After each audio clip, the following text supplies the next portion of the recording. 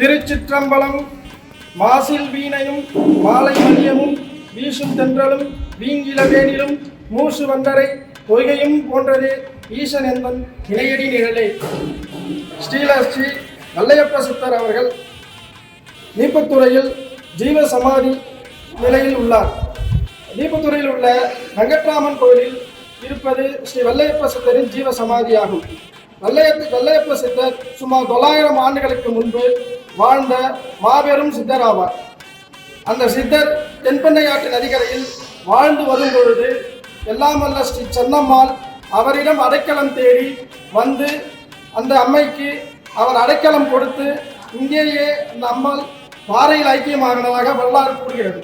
அப்பேற்பட்ட சித்தர் அவரால் பூஜிக்கப்பட்ட இந்த லிங்கமானது தற்பொழுது புனரமைக்கப்பட்டு கும்பாபிஷேகம் நடைபெற உள்ளது என்பதை தெரிவித்துக் கொள்கிறோம்.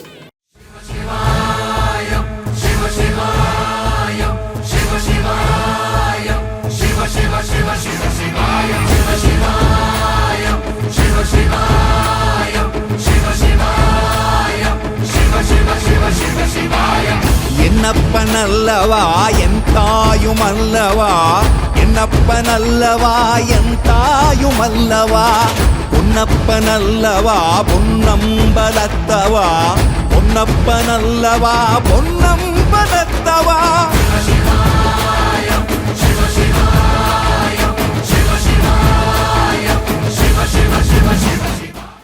தருமபுரி மாவட்டம் அரூர் தாலுகா டி அம்மாப்பேட்டை பகுதியில் அமைந்திருக்கக்கூடிய, குறிப்பாக தென்பெண்ணை ஆற்றங்கரையில் அமைந்திருக்கக்கூடிய சென்னி அம்மாள் என்று அழைக்கக்கூடிய சென்னம்மா கோவில். இந்த ஆற்றங்கரையின் நடுப்பகுதியிலே சென்னம்மா கோவில் காலம் காலமாக அமையப்பட்டு தொண்டு தொட்டு இந்த பகுதிவாழ் மக்களுக்கு குலதெய்வமாக விளங்கி எல்லா பூஜைகளும் முதலில் சென்னம்மாளிலே தொடங்கி பிறகு மற்ற ஆலயங்களிலே பூஜை நடைபெறுவது வாழையடி வாழையாக இது இருக்கிறது. சென்னம்மாள் என்று சொல்லக்கூடிய நேரத்திலே சித்தர்கள் பூஜை செய்த வாழைத்தாய் பாலாம்பிகை என்று சொல்லக்கூடிய பால திரிபுர சுந்தரி, சித்தர்கள் பூஜை செய்த தாய் பால திரிபுர சுந்தரி.